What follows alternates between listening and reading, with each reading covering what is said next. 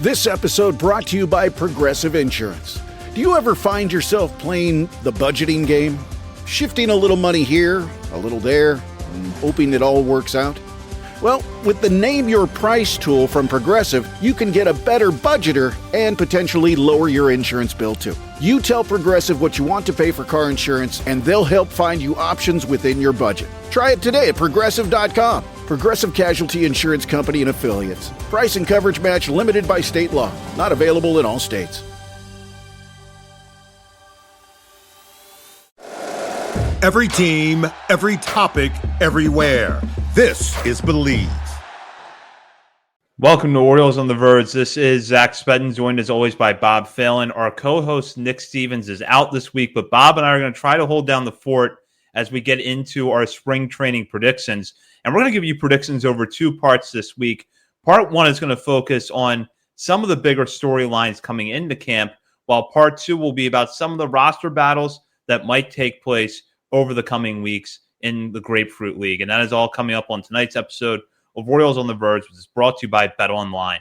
BetOnline is the world's most trusted betting platform and your number one source for online betting in 2025. Whether you're a seasoned fan or a first-time bettor, BetOnline is your ultimate game day companion. With the largest selection of odds on everything from NBA and college basketball to the NHL and UFC, BetOnline continues to be your number one sports betting source.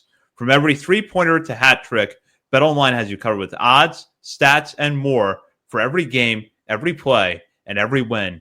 BetOnline, the game starts here.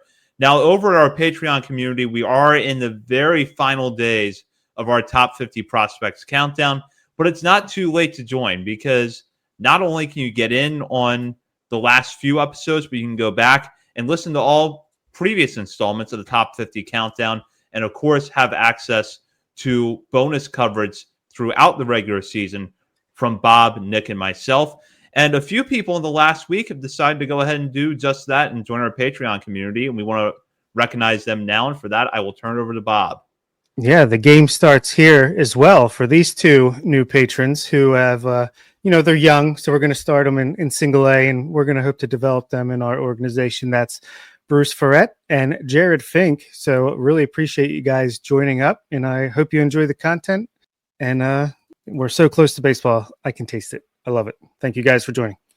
And for those who are in our Patreon community, you can look for the reveal of the number one and number two prospects in a single episode this weekend. So keep an eye out for that. We're now going to get into our spring training predictions. This is something we do every year here at Orioles on the Verge, and we decided this year to spread it out a little bit. We're going to do it over two episodes, and we're going to break down some similar stuff to what we've done in the past, as well as some new categories. This first prediction prompt that I'm going to read out is one that we've done every year, but because the expectation is it will be a minor move, it's usually buried down late in the show. But one of the dominant storylines coming into camp is that the Orioles didn't go out and get an ace to replace Corbin Burnes this offseason. However, with Dylan Cease among some of the other rumored targets still with their current teams, as we go into spring training, I will put out this question. Will we see a move this spring, Bob? I do think so. Actually, I do think this is a spring training where there was not many, other than Garrett Crochet early on in the offseason, and I'm sure there was a couple other ones I'm forgetting, but I feel like, last year, Dylan Cease, I feel like it was either right before spring training or right around there. He was moved, but that is a possibility. I think that the Orioles, speaking of Dylan Cease, could still trade for a guy of his caliber. But I think what we're going to see is similar to what we saw in, I guess, was 2022 preseason with the Cole Sulser Tanner Scott trade, because I feel like the bullpen is very stabilized right now and very locked on Orioles. Shout out to them. But I feel like with some of these NRIs that are in camp right now, like Rodolfo Martinez, I'm sure we'll get to him, some of the hype coming on with him without even games being played yet. But him, Colin Selby's of the world, Albert Suarez adding a new pitch could be valuable. Like there's almost too many names for the 8-man bullpen. So I would not be shocked if you saw a Cionel Perez and I don't know, name some other reliever, or maybe it's just Cielo Perez, or maybe it's Ramon Arias finally gets moved in the right deal to try to make room for Kobe Mayo. I'm not sure exactly what, but I do think there will be a trade this spring. Maybe it's major, maybe it's minor, but something's coming. I do think we'll see a move this spring. I don't think it's going to be for a top of the rotation arm. I think that the Orioles will ship out Brian Baker. To your point, they do have a lot of relievers, and right now, as long as everybody stays healthy, I don't think that there's room for Baker on the opening day roster. It's also worth noting that he is out of options, unlike Colin Selby.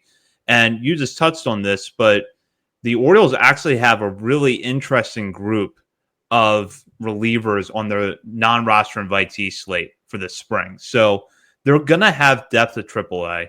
They should have the last spot in the bullpen seemingly locked down as long as everybody stays healthy, which again is always the big if. But as long as everybody gets through camp healthy, I don't think there's going to be room for Baker. And the reason that I think he's going to be moved is that teams are always looking for bullpen help. And say what you will about Brian Baker, he's been an up and down guy for a competitive team in the last couple of years.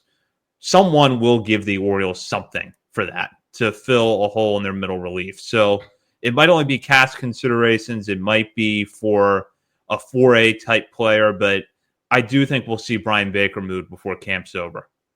Yeah, that's a good call. I like that a lot because, yeah, I mean, as much as we're hearing he's up to 97, 98 consistently with the fastball, and it's Brian Baker season 3.0, and fan of the guy. He was a guest on our show. Great guy.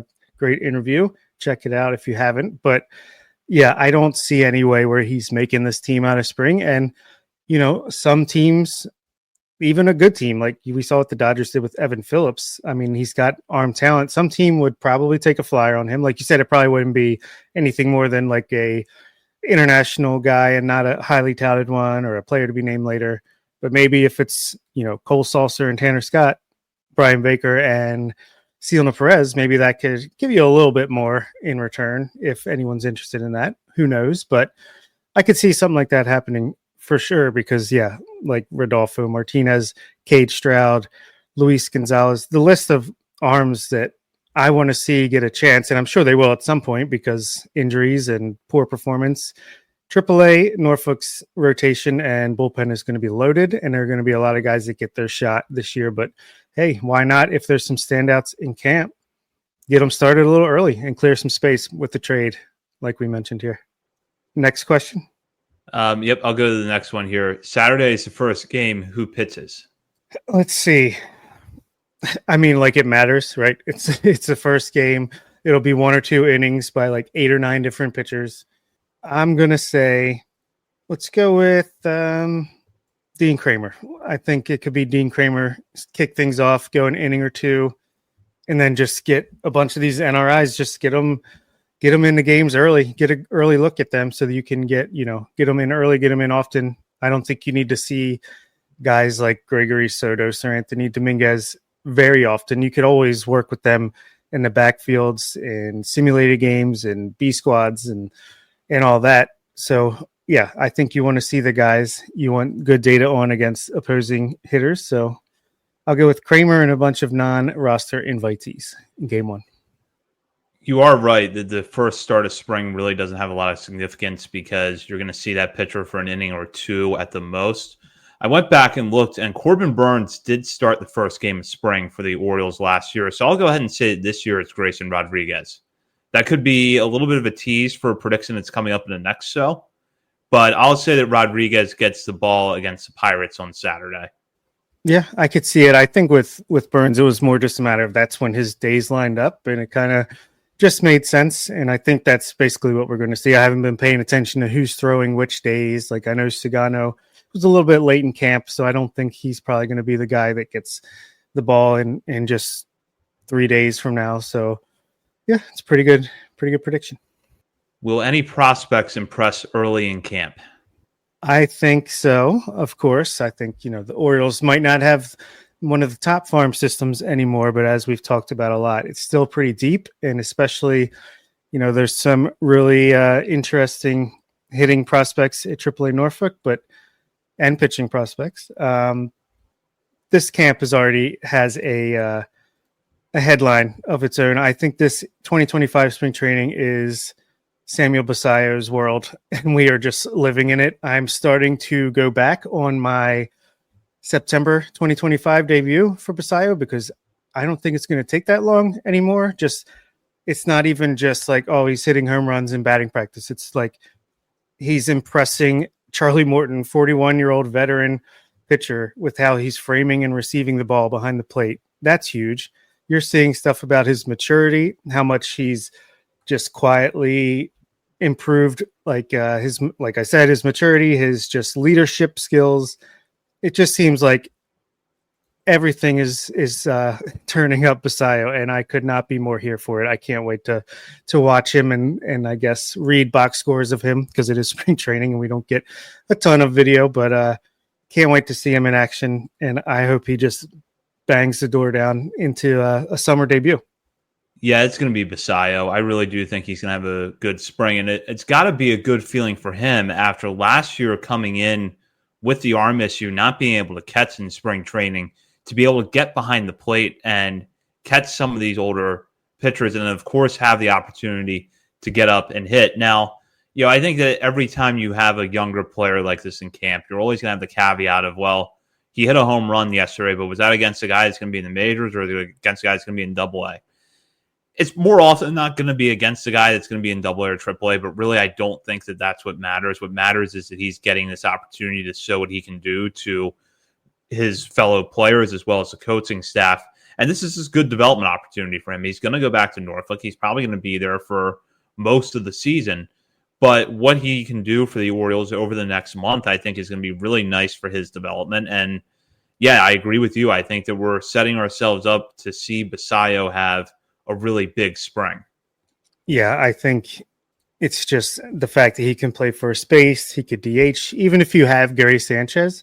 And Samuel Basayo is like just destroying the ball, showing so much improvement defensively, whatever, in AAA. I feel like you could bring him up and work him in at first base DH, occasional starts at catcher, maybe just an emergency third catcher to start things off with his career. But yeah, I think we're in a good position there. And if I was going to pick anyone else who I think potentially could be a nice, pleasant surprise this spring, I would say Enrique Bradfield Jr. I think we're hearing good things about him. I think I saw today he put on like 12 pounds of muscle over the offseason. He's trying to put a little more impact on the ball. Obviously, he's never going to be a slugger by any stretch of the imagination. Would be surprised if he ever had much more than 10 home runs in a season, but certainly doesn't hurt to impact the ball more. And even if it's just pushing balls that you're hitting into the gaps instead of having them get cut off by an outfielder, if it can reach the wall with his speed, that's a triple instead of a double or a long single. So I think Bradfield, between his defense, his speed, and just his ability to take a pitch, take a walk, doesn't swing and miss really at all. He's kind of like Joey Ortiz in that sense. I think he might be a guy that raises some eyebrows as well. Definitely. And this is a good opportunity for him as well. And he's probably going to start this year back at Double-A, but I do think that the defense is really going to jump out for people, especially if they've not seen Bradfield play before. Yeah, and maybe Judd Fabian in a similar way, just because, I don't think he got much run last spring training, or at least not a whole bunch if he did. And again, he's got great defense, a really good arm. He might run into a home run against a Double-A quality pitcher that, gets everyone excited. But he's got a little more of a project to go. We talked about him not too long ago on the Top 50 Countdown. I'm a fan, but I don't think he's like immediate help. But, you never know. You run into one. That's all it takes to grab someone's attention in spring training. We'll talk now about a player who is definitely not going to be opening the season on the Major League roster because he continues to recover from Tommy John surgery, and that is Jorge Mateo. When will we see Mateo this year, and what will his role with the team be? It's a good question because there's not a ton of room. I'm looking at roster resource, and even with Mateo projected, and after Mike Elias talked to the media, certainly not going to be ready for opening day. Even so, our bench, even without him, is Gary Sanchez, Ramon Arias, Heston Kjerstad, Ramon Laureano, and that has Tyler O'Neill, Colton Cowser, and Cedric Mullins in the outfield. So it will be tough. I don't think, they just signed him to $3 million deal with a team option for the next year, which is almost certainly not going to be exercised. But that's why, again, I think this could be the time you see Ramon Urias get traded. Maybe this spring, if an injury pops up for a contender and they need someone to fill in, or God, look at the Yankees, Tampa, like some of the American League East teams, even right now, third base is kind of a weakness. Ramon Urias could slide in there for a bunch of teams.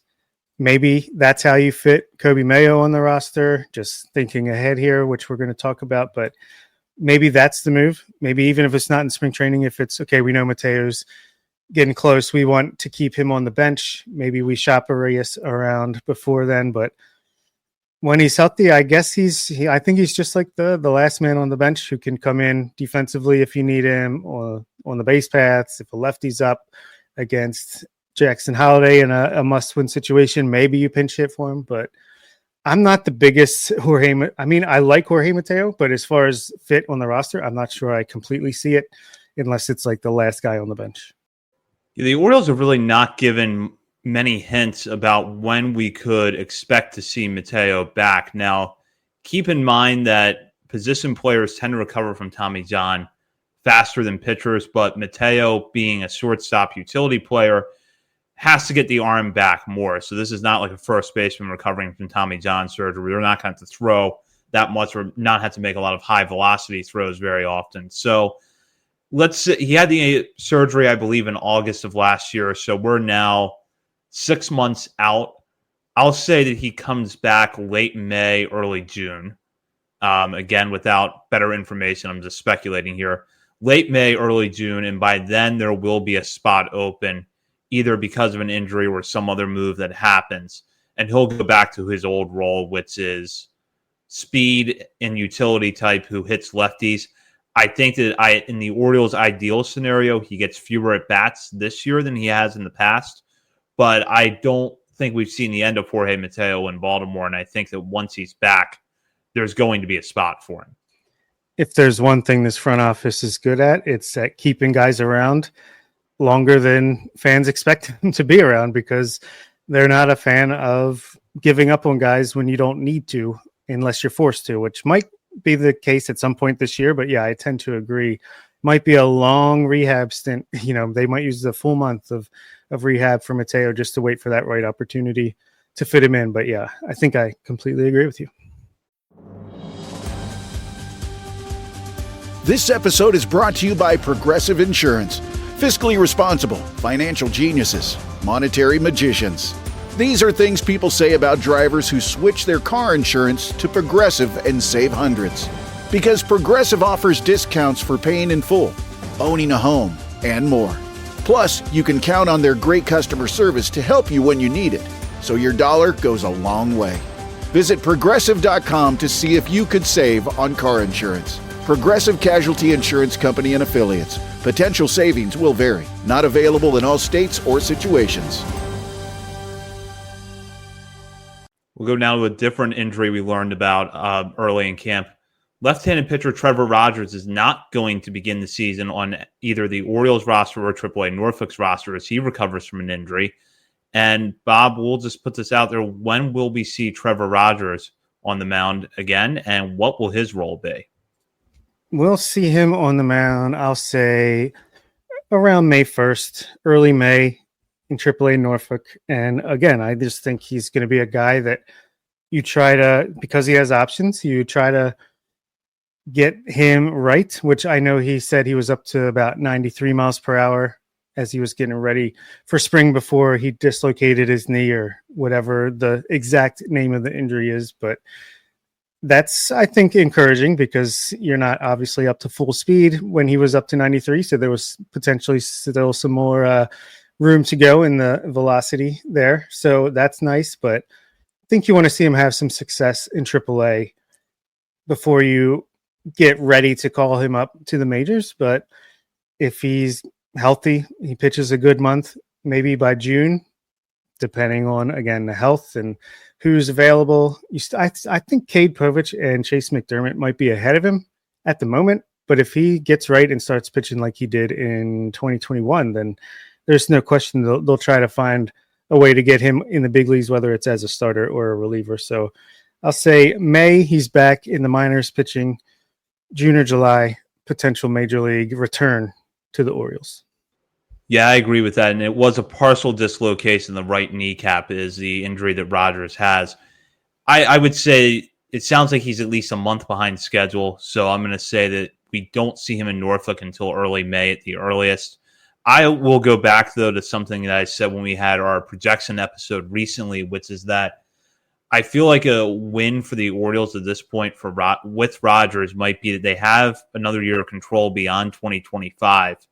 Maybe we see him work in a starter's role down in AAA. You stretch him out a little bit, see if he can be an emergency option in the rotation for you. And if not, then maybe you add him to the bullpen down the stretch with an eye towards him pitching full-time in relief in 2026. I know there has been a lot of focus this offseason on him increasing his velocity and improving his pitch mix at the same time, which, you look at that and you could suggest starter, but it never hurts to be a lefty that has more than one weapon out of the bullpen. And especially now coming off the injury, I do wonder if that's still the path for Rogers. So I think we will see him in the majors, but not until after the All-Star break.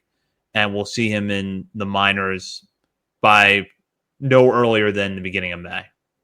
Yeah, I do think that the reliever for 2026 thing is a real possibility, but also the Orioles are losing potentially losing, notwithstanding an extension of some kind. Zach Eflin, Sugano, Morton, unless he fake retires again. That's 3 right there. Dean Kramer, you could always upgrade on. So there's potential that they could need him in the rotation at the back end of the rotation in 2026. But hopefully, again, just like this year, you're not coming into the season relying on that. So that's a good point. Now, I have nothing for this question, which you is didn't actually take this not quiz? which is not even a prediction. I don't have anything here, so you're gonna have to fill the space because I got the email to take the Which Oriole Are You personality quiz. I got one question into it, and it came up and it asked me favorite singer. The options were Eric Church, Motley Crue, George Strait, or Cody Johnson. I've got nothing. I can't pick one of those 4 because I just can't. I don't have anything to say about any of them. So I just stopped the quiz right there. I will never know which Oriole I am. But, Bob, I take it that you know which Oriole you are. Kind of. I mean, this was such a terribly run quiz. Like this, there was no thought put into this whatsoever. It was 6 questions, and they were like, if you want to be Colton Cowser, you could make yourself be Colton Cowser because it's like, what's your favorite color? Cow print, orange. Like it was the worst questions ever. And yeah, the musician one, I'm like, I guess Motley Crue because I at least know who they are. George Strait, I know who he is, but I wasn't picking him. So I ended up getting Gunnar Henderson. Like one of the questions is, what's your favorite position? I picked shortstop. What do you know? I ended up with Gunnar Henderson. So yeah, I just thought this was, when I saw the link, I was like, oh, this is cool. And then as soon as it started, it was like, no, this is not cool at all. But just thought we'd throw this question in here anyway. Yeah, not to get all political, but it was not as high quality as the Which President Are You quiz I took on BuzzFeed in 2014. Pick any random personality quiz, and I think it will probably be better than the one the Orioles put out, unfortunately. The last question for this part of our prediction episodes here for this week. Who will be named the opening day starter? We're not going to wait until the regular season predictions for this one because by then this decision will have been made. And we'll also put this one in the first episode in case we get an announcement early in camp.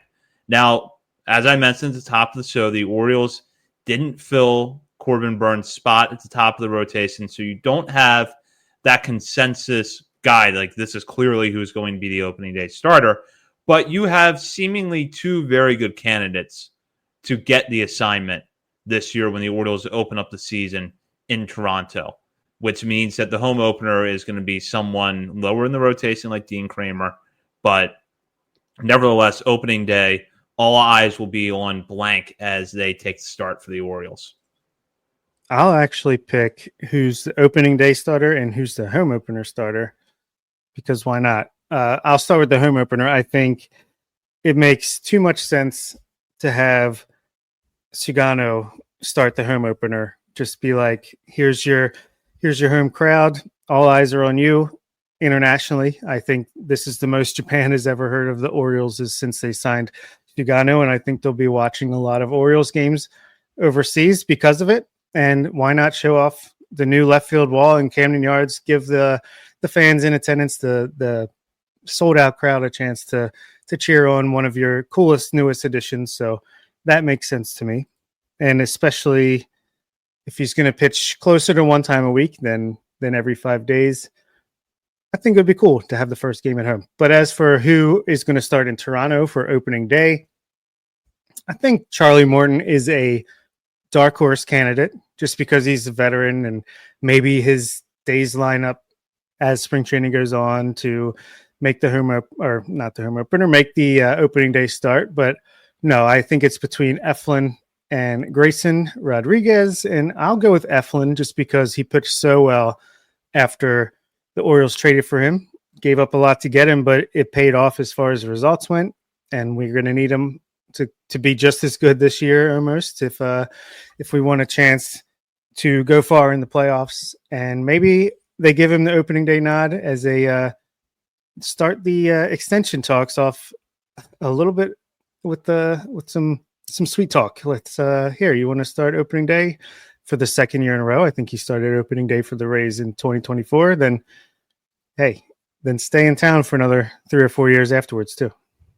That's a good pick, and that's almost the one I went with. But I'm going to say that Grayson Rodriguez gets to start in Toronto on opening day. It does feel like, even though not everyone else is sold on it yet, the Orioles are starting to kind of elevate Rodriguez as this is going to be our ace. Look at the pitch mix improvements he made over the offseason. I think Eflin would be a very deserving choice for the opening day roster spot or the opening day start. And I would not be the least bit upset if it was him. But I do think the Orioles will go with Rodriguez on March 27th when they open in Toronto. And then the second game will be Eflin. Charlie Morton will get the ball in the third game. And then they'll round it out with Dean Kramer in the finale at Toronto. And then Sugano will get the home opener start against Boston, which apparently will have a giant hole at third base to start this year. I don't know if you heard that or not. Yeah, I love to see all the behind the scenes issues there in Boston. It's interesting that you sign Alex Bregman, who is a really solid third baseman. You have one of the worst defending third basemen in the league. Amazing hitter. Love Rafael Devers, but he's a butcher with the glove. Yeah, let's move Bregman to second base and leave Devers at third. And then you have their second full season first baseman trying to keep the youngins down, the prospects down, and saying, no, we need these veterans on the team. The young kids have to wait their turn. Love it. I love what's going on in Boston and Toronto. Yeah, it's great. Absolutely. And, overall, right now, at least in the Orioles clubhouse, the vibes seem good. And that's something we'll talk a little bit more about in part 2 later on this week when we get into more spring training predictions. And the second part is going to focus more on some of the roster battles and how we see them playing out. You're not going to want to miss that. In the meantime, you can check us out on our many social media channels, including Facebook, Instagram, Threads, X, TikTok, YouTube, Blue Sky, and Twitch. We're also over at Substack, OriolesOnTheVerge.substack.com. And while you're browsing around the internet, be sure to join our Patreon community, get in on the final days of our top 50 prospects countdown, and give yourself access to bonus daily coverage or bonus coverage throughout the season. For Bob Phil and Nick Stevens, this is Zach Spedden. You've been listening to Orioles on the Verge, presented by BetOnline and part of the Believe Podcast Network. Geico's motorcycle expertise means I'm covered by people who know bikes like I do. I'm happy as a clam. Disclaimer, no conclusive scientific research has shown clams can experience happiness. I just meant that I feel really good about my coverage. I mean, even if you took the clam out for the best day ever, visiting the zoo, taking a scenic ride, knowing you're insured by specialists, and sharing a strawberry ice cream cone together, the clam would not feel happy, and your strawberry cone would taste sort of clammy. Ew. Geico's motorcycle specialists who know bikes like you do assume no liability for clammy ice cream cones. Geico. Expertise for your motorcycle.